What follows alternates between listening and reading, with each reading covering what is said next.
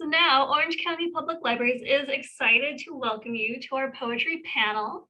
This is the second event in our Poetry Speaks reading series.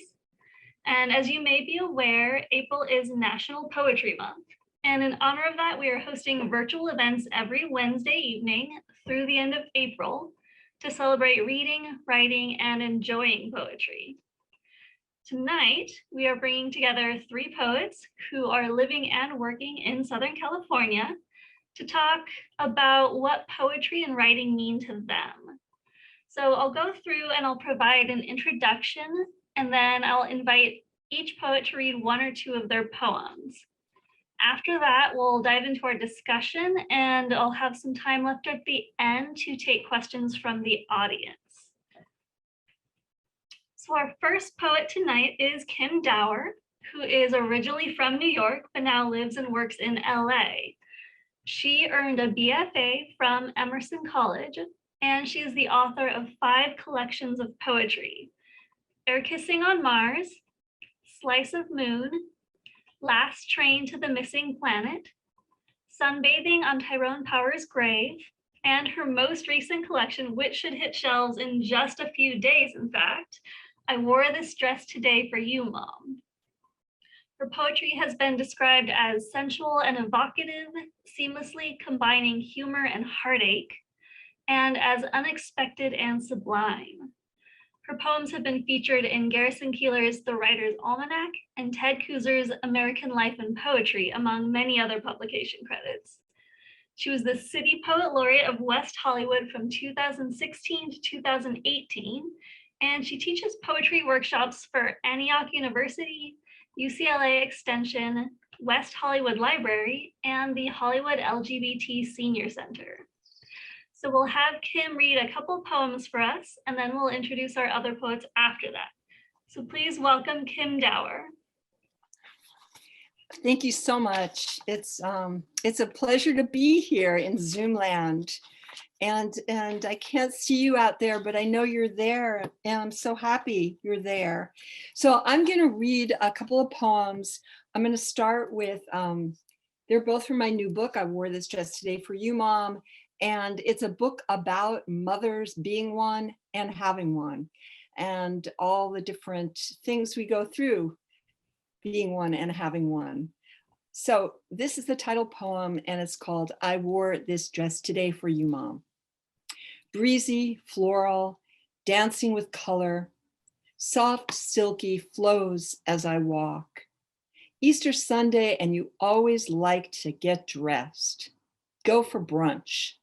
Maybe there's a good movie playing somewhere. Wrong religion. We were not churchgoers, but New Yorkers who understood the value of a parade down Fifth Avenue, bonnets in lavender, powder blues, pinks, hues of spring, the hope it would bring.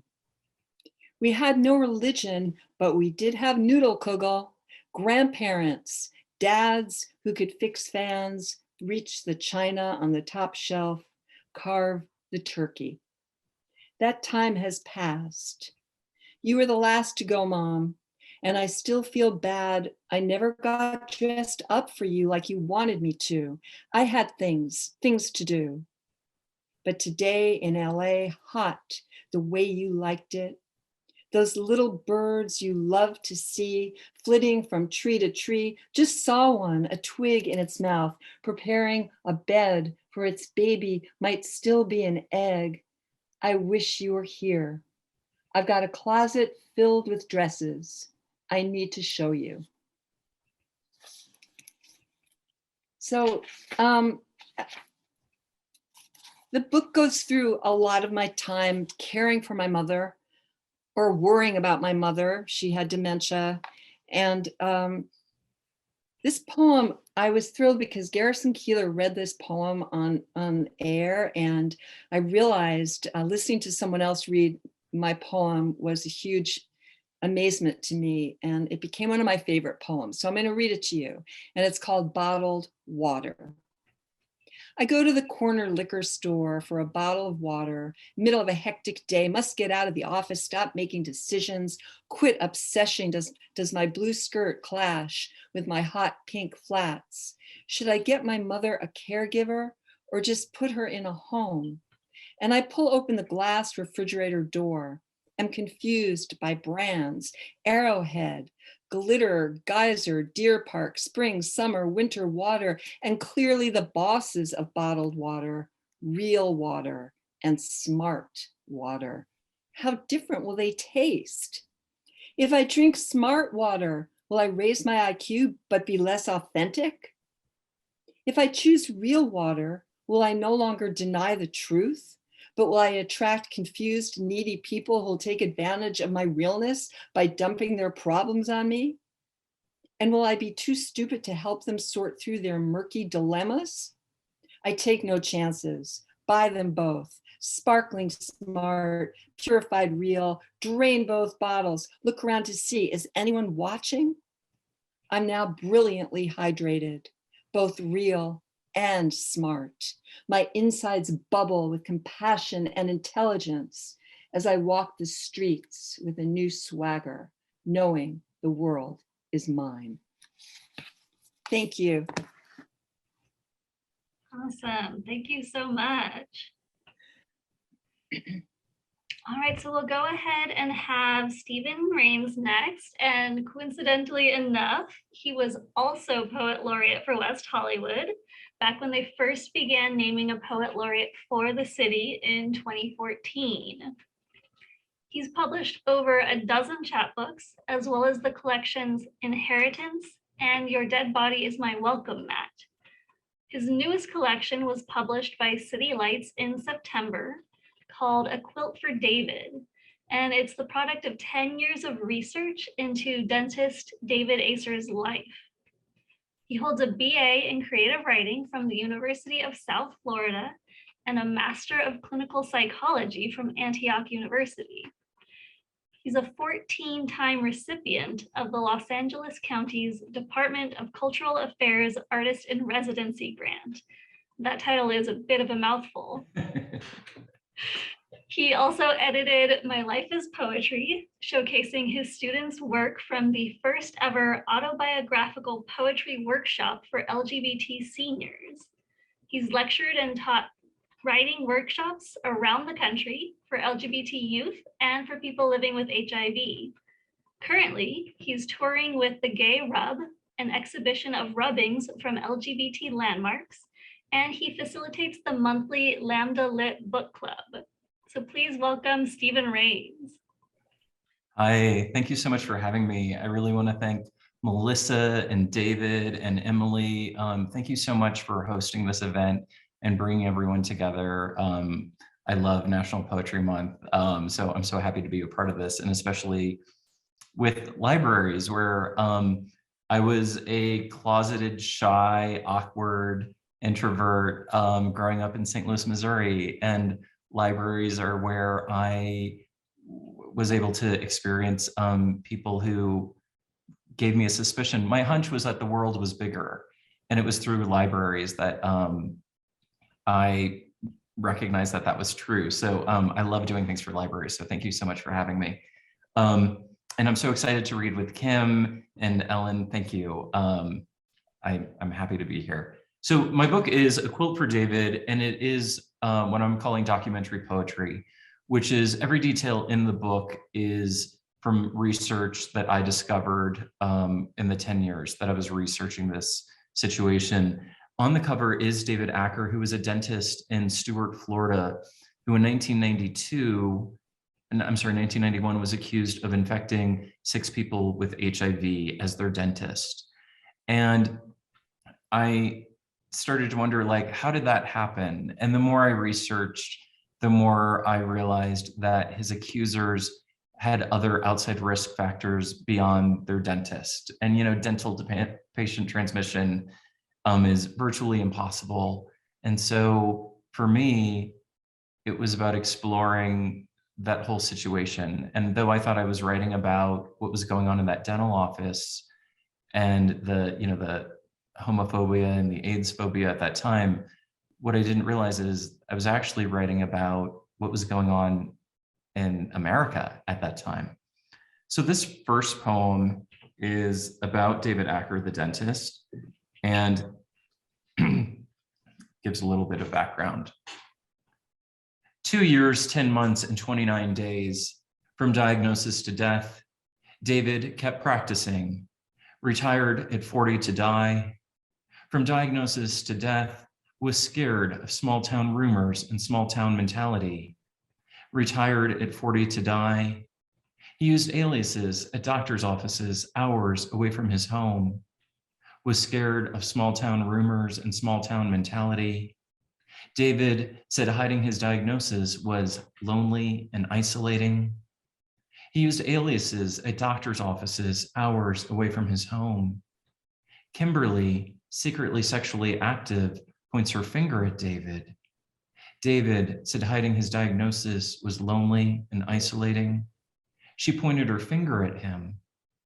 From diagnosis to death was 2 years, 10 months, and 29 days. And so the other person mentioned in that poem is Kimberly Bergalis, who was a young college student who was infected with HIV, and she blamed the dentist. And she eventually was on the cover of People magazine and also in, Inside Edition, A Current Affair, 2020, 48 Hours. She really was out there in the media telling this story. And so I wondered, what was going on in the Bergalis household? And I think this poem gives an idea of what life might have been like for Kimberly in her situation. And it's actually talking about her father. In 1989, George Bergalis attempted to make a dental appointment and was declined. He was told the dentist was in the hospital. To ensure a safe sale of the business, patients were told that David had cancer. George directed the Fort Pierce Finance Department and said to his staff, "You watch, the guy's probably got AIDS." Thank you. All right, thank you so much. And our final poet tonight is Ellen Webre, who is a biracial first-generation Taiwanese American poet. She was born in Hong Kong and raised in California. She attended the Creative Writing Conservatory of the Orange County School of the Arts and received a degree in screenwriting at Chapman University. So she is very local to Orange County. She is currently acting as a social media marketing specialist and videographer for Moontide Press. She's also a co-host of the Two Idiots Peddling Poetry reading series and an editor of Freeze Ray magazine. Her debut book, A Burning Lake of Paper Suns, was released in October 2021 with Moontide Press, and her poem, Metaphors for My Body in Midwinter, has been nominated for a Pushcart Prize. Ellen's other poems have most recently been published in Freeze Ray Press, Dark Ink, a horror anthology, and Voicemail Poems, among others. So please welcome Ellen Webre. Hello, everyone. Such an honor to be here, of course. I grew up with the Heritage Park Library being my main library, so I just go and grab a whole bunch of books every week when I was a kid. So I'm really happy to be able to share my book. This was published last year, and my first one, it is mostly a series of love poems going through a story of sorts. So my first poem is where I got the title of my book, Into My Arms. Out of my dreams, you arrive like a burning lake of paper suns. With you, I am violet and gold, flickering, a dandelion basking in the sun drench of another curling midnight.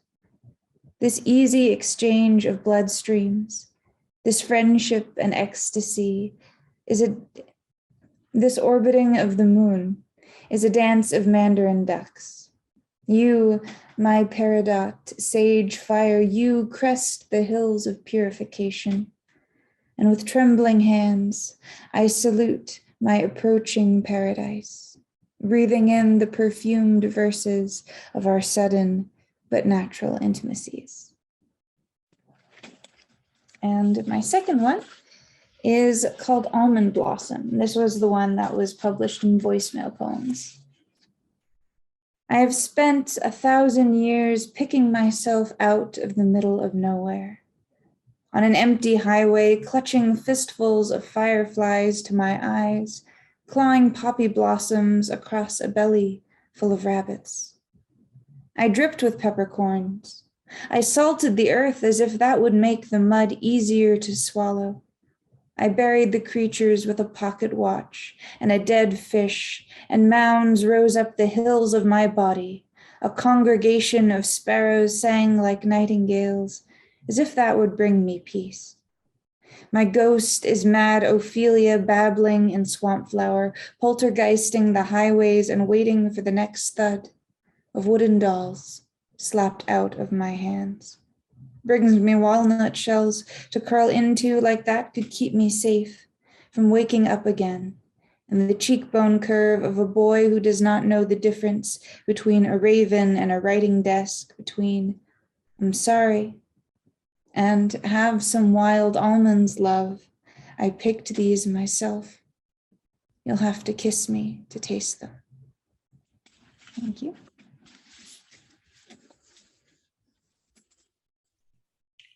All right, thank you so much. So now I have a list of questions to ask, but I also wanted to encourage a conversation among our poets. Then at the end, we'll have time for some questions from the audience. So why don't we go ahead and start? We'll just go alphabetical again to start. So we'll begin with Kim. And can you share a little bit about your background and how you came to writing? Sure. I came to writing probably like everyone here. You just suddenly are writing. I was a little kid and I had a notebook and I would write little things in it. I loved to be read to. I loved Dr. Seuss. I loved A.A. Milne. I loved the rhyming. My grandmother from Russia, Ukraine, we call it now, would read me Pushkin and all the great Russian poets. She recited these poems. I didn't know what she was talking about, but they were so beautiful and musical. I was lulled by them. I think I fell in love with poetry as a child, not knowing anything about it.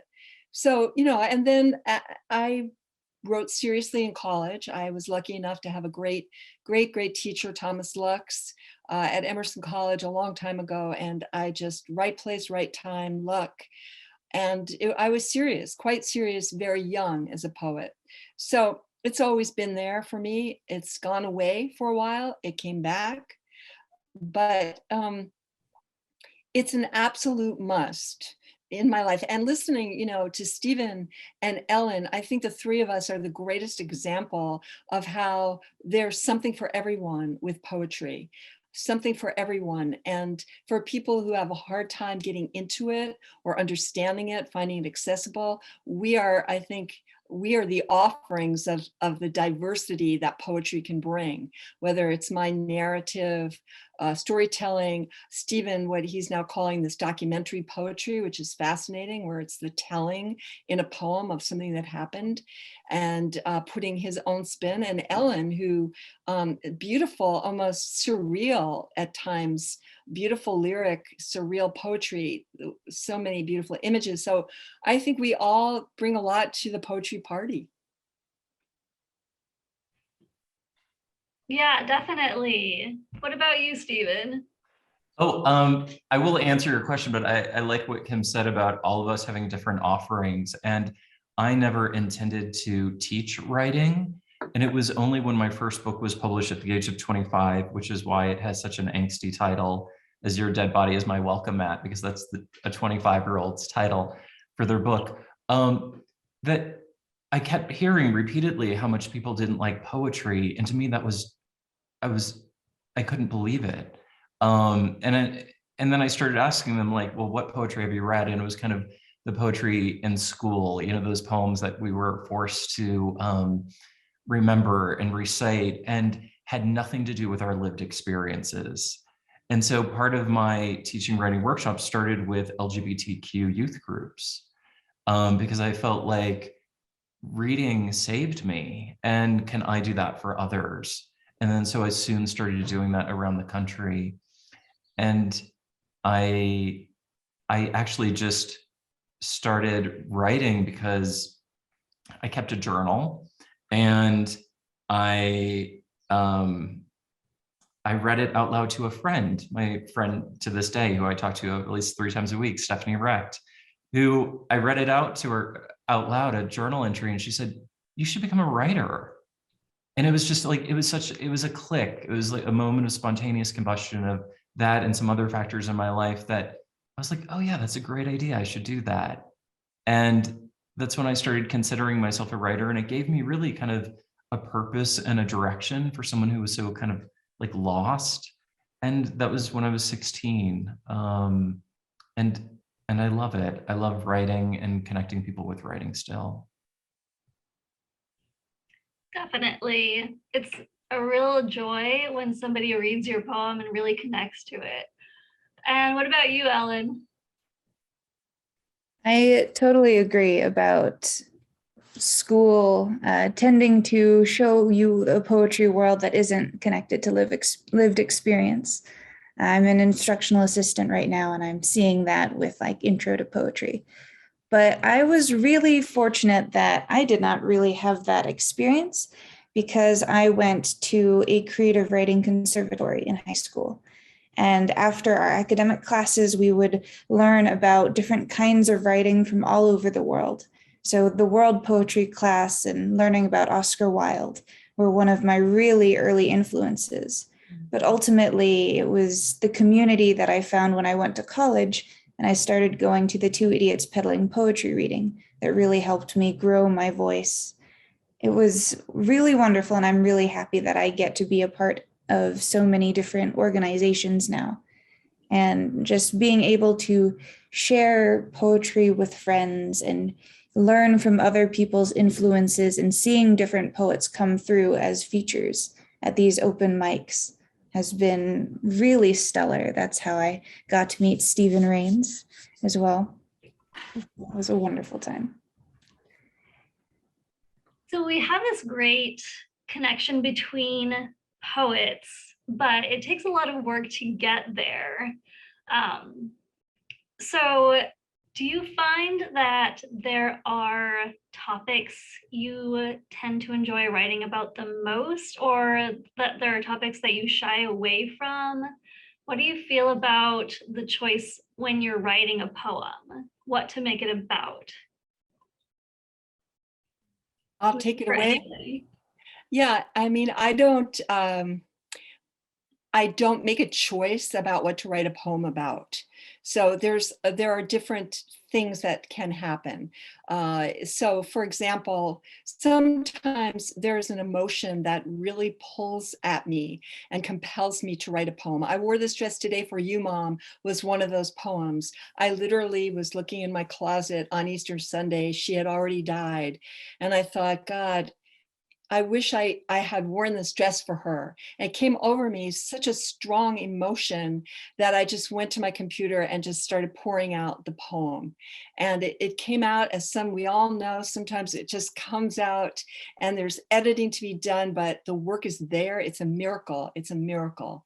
And then sometimes I'll sit down with just a prompt that I give myself, and I do automatic writing, don't lift my fingers from the computer or my hand from the pad, and see what comes out. Who knows what comes out? I often steal lines. I'll overhear a conversation, or I'll see a line in a newspaper. There was a headline in the LA Times once: "The nudists are getting ready to pack."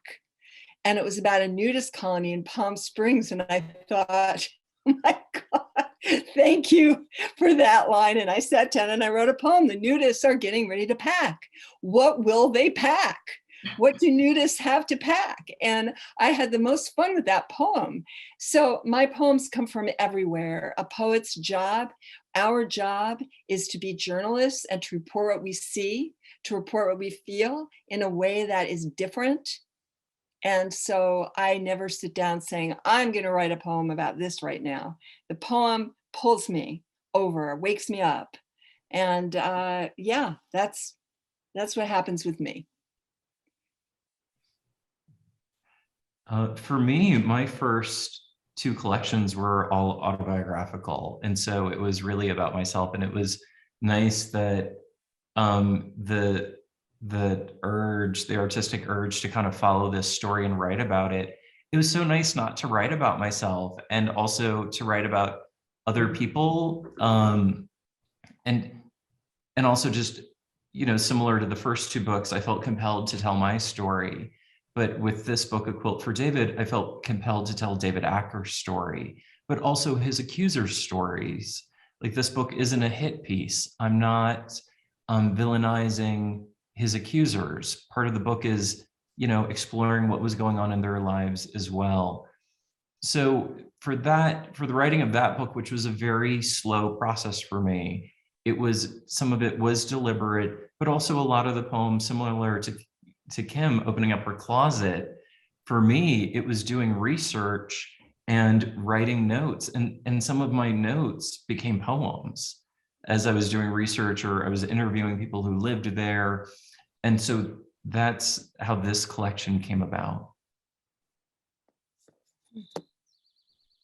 My first book is also autobiographical in some ways too, but I've always had the tendency of writing from the perspective of supernatural-esque creatures. So it was sort of a way to disguise myself from myself a little bit. But it's been mostly geared towards love poems in the past, because I did have very strong feelings that I wanted to express. And a lot of the times these poems come from an image or a line of poetry from someone else, and I respond to that. I like to do prompts within poetry workshops when there's community around. Kind of have a difficult time writing towards prompts that are just floating in the ether on their own. So I feel like there's a collaborative energy. I will look at other poets and other poems while I'm writing to see if anything sparks an inspiration. So yeah, I really enjoy the community element of things, even with something so personal as this book has been. I know that it has been difficult for the last 2 years or so to do anything with community. I mean, we're talking here on a screen, but this brought up another question that I had come up with. What was the most inconvenient time that you had the inspiration to write a poem? And please try to keep these at least a little appropriate. That's an interesting question. I don't know what it means. I mean, what is the most inappropriate time? What do you have in mind, Melissa? Most inconvenient. What's going on there? I know that when I was in college, I had to sit and type at a computer for my job, and I would get inspiration for writing, and I would write it down on my hand. So I don't know about you, if you've ever had to be somewhere and then found you had a great idea for a poem and you just had to get it out onto paper. You know, that's an interesting. Oh, Stephen, I'm sorry. Did you? No. You just popped up on my screen. So hi, Stephen. You know, I am a big fan of, if you have an idea, you've got to write it down, because if that idea leaves you, it's not going to come back. Although if it's really, really urgent, it will come back, I've noticed. But I've pulled over driving with the idea and I've written it down. I've left a room, a party. I'll do whatever it takes to save a poem. You know, just there's an idea, it needs to be saved. So that is an interesting question, because the ideas come through us a lot of times and we've got to grab it. I'll tell you, those iPhones are fabulous. You turn on the notes thing and you just record. I dictate a lot of poems and then email them to myself. And then it's like, oh my God, I come home that night, there's the little poem is waiting for me. And I'm like, I don't even remember when I had that idea, but wow, so. Yeah. I like that in the dictation. I do that as well. I also want to say that I truly believe that poetry is for everyone. And just hearing you talk about like the inspiration, I remember I was working minimum wage at the Gap. And what I would do is if I had an idea, I would get the register tape and I would pull it off, which is kind of great because a poem can kind of fit in a receipt tape, if you think about it. And I would work the fitting rooms, and on top of the rounders with the clothing, there's glass, and I would write out poems then, long before iPhones. I would have loved an iPhone then. And so it's, yeah, just at any time or any place, I'm trying to think. I do remember stopping a shower and getting out to write something down in the morning, running late. There's a book, an Emily Dickinson book called, I think, The Beautiful Worthlessness, or that might be the title. The Gorgeous And Nothings. is The Gorgeous Nothings with all the little Gorgeous scraps of Nothings. paper? Oh, yes. And it's just, do you have that? It's such a gorgeous book. And you Yeah. can see the pieces of paper that she wrote her poems on, like just this inspiration. It's a gorgeous book to check out. The most inconvenient time for me when inspiration strikes is when I'm asleep. Like if I have a poem come to me in a dream, I may or may not wake up and remember it. So that is the most difficult. But I actually find it difficult to write poems down physically. I can do best when I'm on my computer. So whenever I don't have my computer on hand, like the poem just doesn't feel quite the same until I can get it into a Word document. That's interesting. I wonder if that has to do with when you were writing. And that actually, what do you think it means to be a poet in this era of, internet, social media, compared to being a poet maybe 30 or 40 years ago? Do you see that there are differences now than there used to be? I think that the differences that exist are the ability to get the work out, and people use Instagram and they use all kinds of ways to get it out, but the writing is not different. And frankly, how we write and what inspires us is not influenced, at least for me, and I don't think, by the social media that's available. What makes it different is there's a lot more opportunities now to get the work out. If you want to put it on Facebook, if you want to send it, around, there's your opportunity. We didn't have that opportunity 40 years ago. You wrote a poem, you didn't have a computer to easily edit. You had to keep rewriting or use whiteout, which most of your listeners won't even know what that is, but it was called a typewriter, and you had to keep retyping the poem. Now you can edit. You don't like that line, get rid of it, move the line to the bottom, change the stanzas. You can work much, much, much quicker. But I'll tell you what Ellen was saying was interesting, that she doesn't feel it's real, or she's not really able to write it in hand. If we use our hands and write with a pen on a pad, there's a much greater connection between our brain and our emotions to write that poem out. And we've all gotten really lazy, because I'm the same way. I used to write in my pad, and the work was more, a lot of times it was better than just going right to the computer.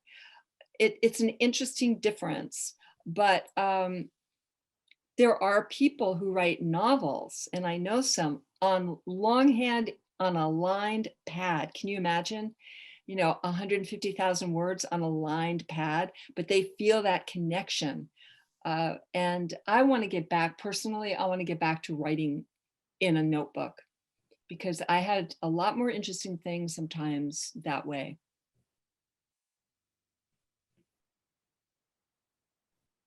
I agree that accessibility is one of the big differences, although I can't really speak for what poetry scene was happening 30 or 40 years ago.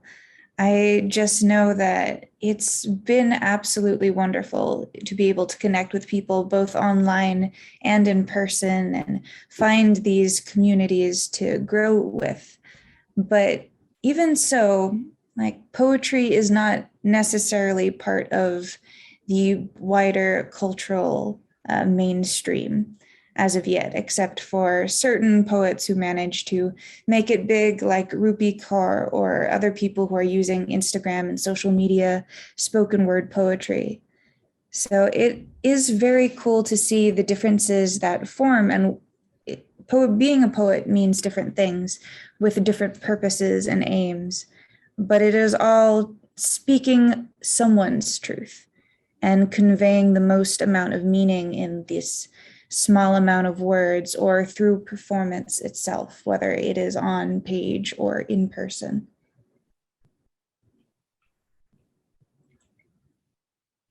All right.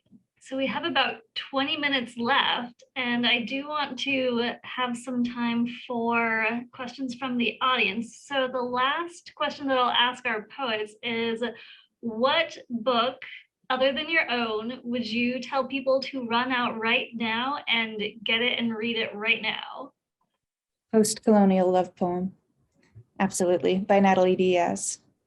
Most beautiful love poetry and incredible imagery for that one. You know, I'm reading right now Diane DePrima's book, and I wish I had it right here, but she was one of the original Beat poets. She just recently died, very older. She was in her 80s, but Diane DePrima writes about being a poet in New York, in Brooklyn, in the 50s, and moving to San Francisco as a single mother. And she's one of the Beats, but we don't hear that much about her. We hear more about Allen Ginsberg and the men involved, but this book is so touching, and she writes about her history as a young poet back in the 50s, and it's an amazing book. I mean, that is such a hard question. And I'm in some ways I have so many suggestions, and in other ways I don't. I think part of it is just the exploring of the library and just going through and actually like the title, the titles alone of a book, does it get your attention? And that's going to say something about the author's sensibility. So start flipping through the pages. What's nice is that you don't actually have to make a full commitment, like just standing and reading one poem. And, do you like it? Check it out. Same thing with a bookstore. So that's what I would suggest, is just kind of see what one can find. And that's also a very safe answer. So I'm not neglecting any friends' books. And actually, I will bring up, since you said that there is such a thing among libraries as book spine poetry, where you take a bunch of books and you lay them out and you make a poem out of the titles. So Yes. that's very appropriate. All right, so we can go ahead and open this up to audience questions. We did have one person right in the chat. Are there any regular poetry reading events in Orange County that you know of? Oh, yes. So Two Idiots Peddling Poetry is a weekly poetry reading that happens at the Ugly Mug Cafe in Orange every Wednesday, 8 o'clock. There's a $4 cover fee, cash only, but it is extremely worth it, I think. That is the reading where I got my start, and I am one of the co-hosts there. So if you want an in-person weekly reading, we're there. And we also have a virtual reading that's monthly called Three Idiots Shouting Poetry, which is a collaboration between Two Idiots and Shout the Open Mic, which was in Fullerton but is on hiatus from Half of Books. So you can check out the Poetry Idiots website. We'll have more information on that, or our Facebook and Instagram. That's my main reading. but there are others out there too, including Libra Mobile, which is Santa Ana's bookstore. They have a lot of poetry events as well. Yes, and they are the ones who got us connected with our poet laureates. So the first event in this series was the Youth Poet Laureate. Our last event will be with the Poet Laureate for Orange County, and that is where they got in contact with her. All right, so did we have any questions from the audience then?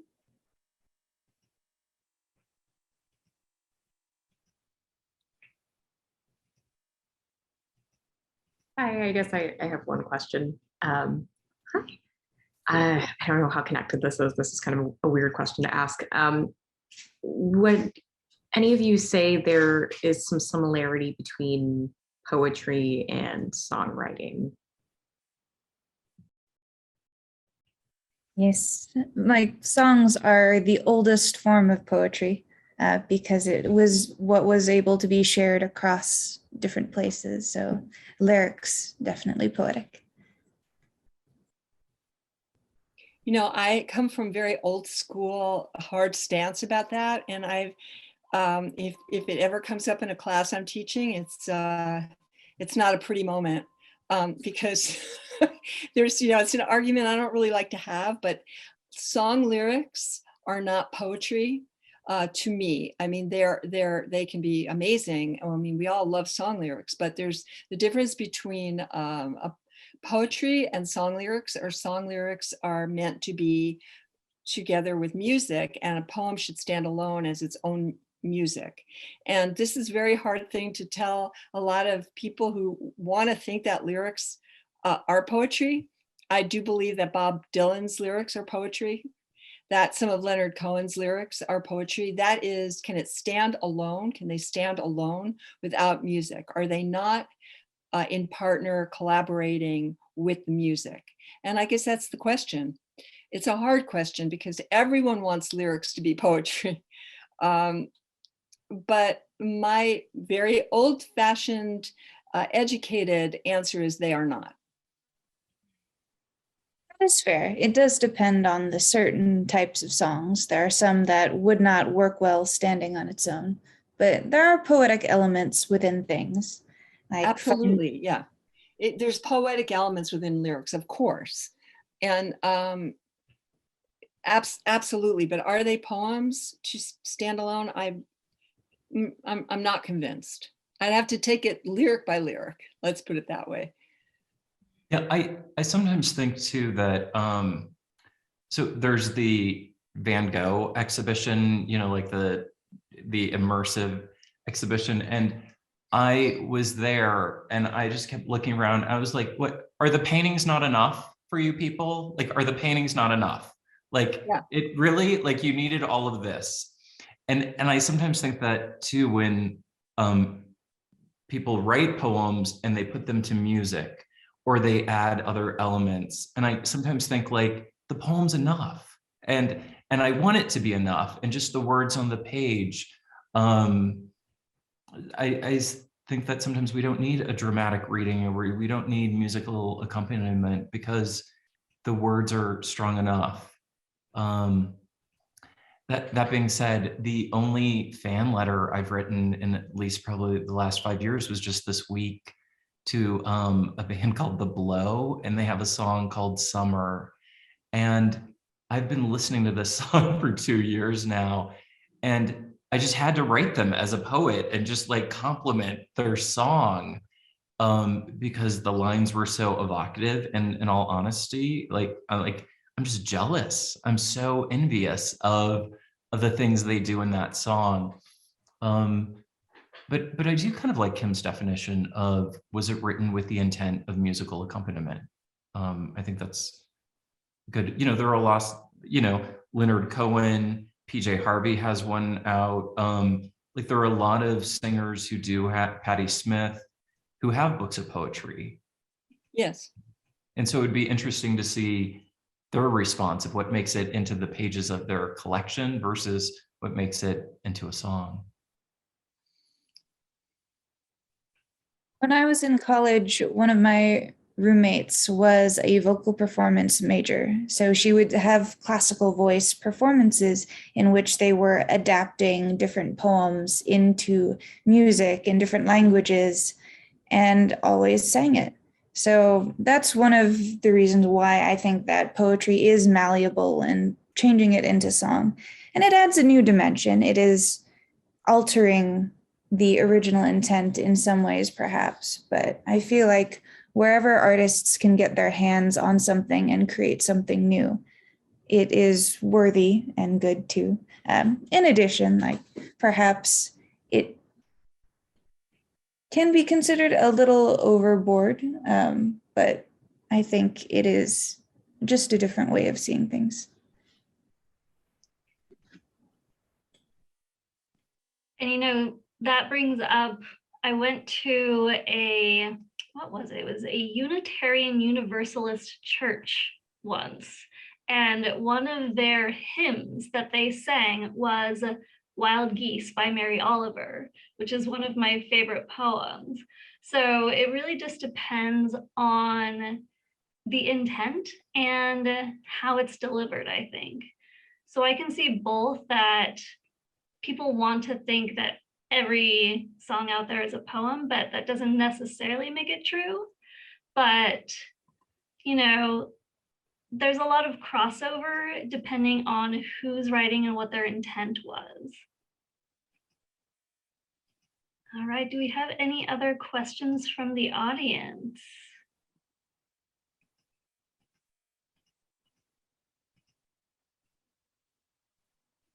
I kind of have a question. I would love to hear the responses from the other poets about, you know, when writing autobiographically, there's such a vulnerability to doing that, and it's so exposing. And so how do people protect themselves in that way?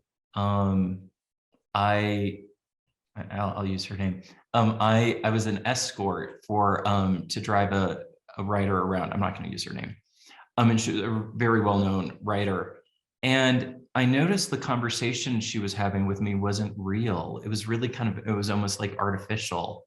And I realized because we were going to spend hours in the car together, and so it was safe for her to kind of have a different kind of persona.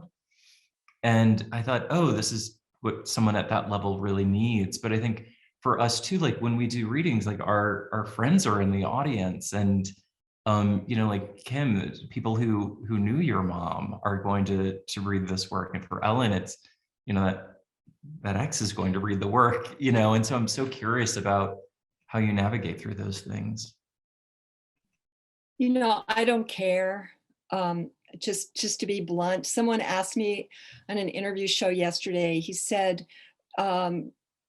do you hold back from writing very personal things because you're afraid people will read them? So the answer is, I don't hold back from writing anything. I don't hold back from writing anything because we really can't. There's no point. So I will write anything. I will write any poem. The question is, will I publish any poem? And no, I won't. I won't publish any poem. I mean, my mother's dead. What's she gonna do? It's a little joke, Mom. But anyway, I think she would love my book. You know, she would totally. But I think that, listen, what's it? Great Anne Lamott says, you know, if you don't want people to write bad things about you, don't do bad things to them. You know, I mean, it's something like that. But listen, if you can't take a joke, you know what I'm saying? We don't want to be hurtful, obviously, or do we? So I will write whatever, and then I'll decide, okay, what about publishing this? Half the time, people who are close to me don't even read my poems. I have to say, they don't even know what's in them. I do think about, for example, my son. You know, is there anything that would be upsetting to him that if I put in a poem? But I don't really think so. Anyway, we cannot censor ourselves when we're writing because there's no point. And we need to tell the truth of our lives. But you know what? not everything I write is autobiographical, and you can flip it and you can turn it into a he and you can turn it into other characters. What needs to be authentic are the feelings and the connection, but not the details, and certainly not the names. Absolutely. I mean, that is correct. That's it. What you choose to publish and what you choose to write. Part of the protection from this exposure of vulnerability was to not think about it. Like, I am oftentimes writing and performing for my friends and myself.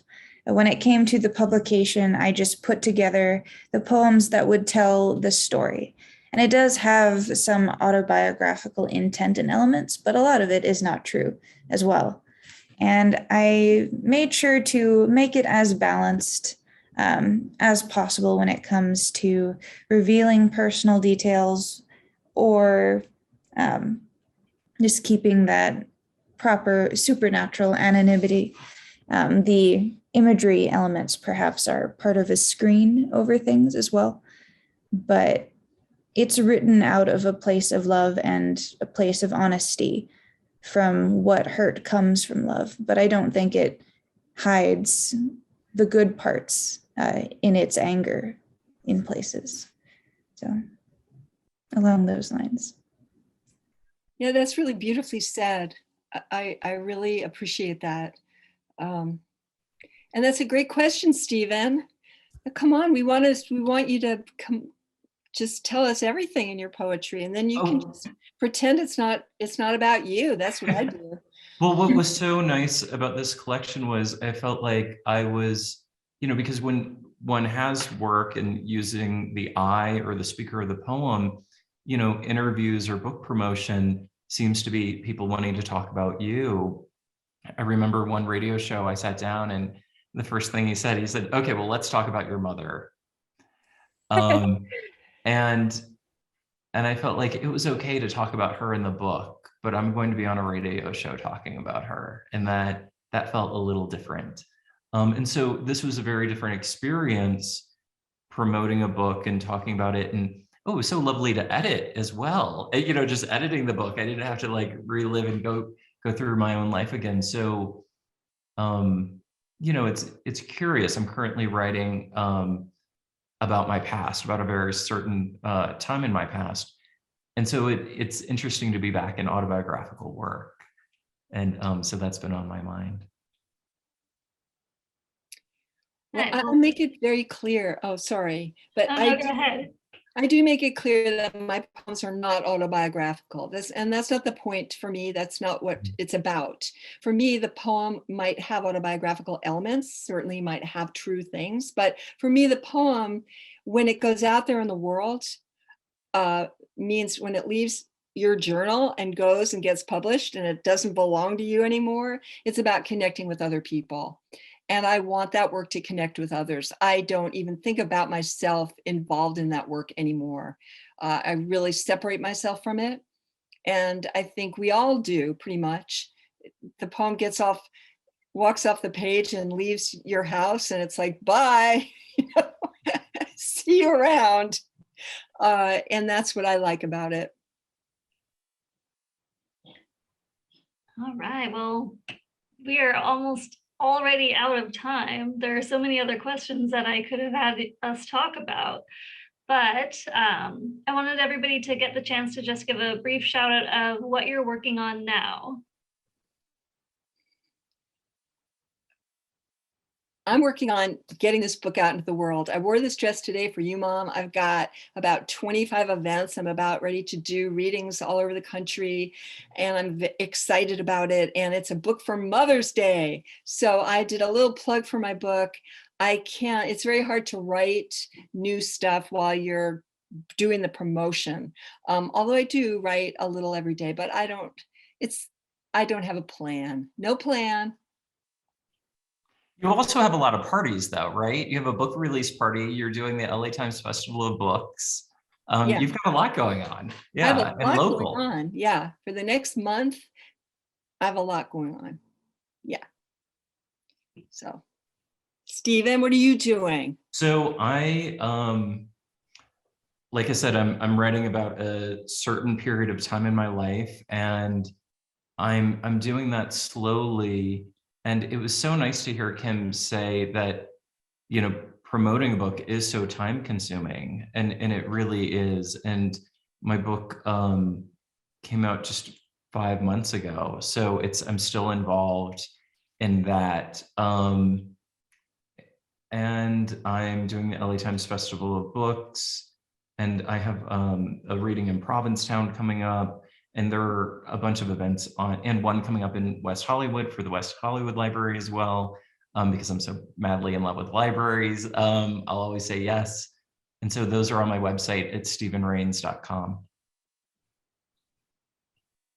Yeah, I am currently very slowly working towards 30-30, doing the challenge. Haven't quite gotten caught up yet, but along those lines, I have some projects planned for new books, but I haven't written them yet. I'm sort of focusing on working on editing the Freeze Ray magazine and promoting other poets through Moontide Press, booking for Two Idiots Peddling Poetry.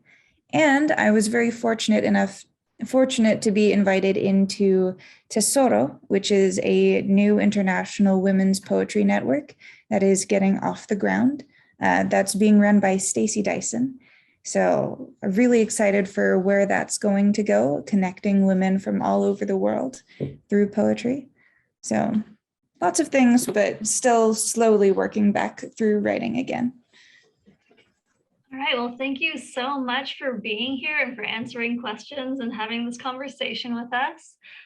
So if you are interested in getting the recording, again, just go ahead and email that readoc@occr.oc.gov or occgov.com, sorry.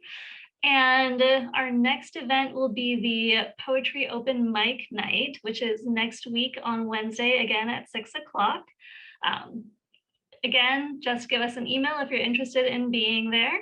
And thank you again so much for being here. And just let us know if there is anything else that you would like to know. Have a good night. Goodbye. Thank you for having us. Yeah, thank you. It was fun. Bye. Thank you so much.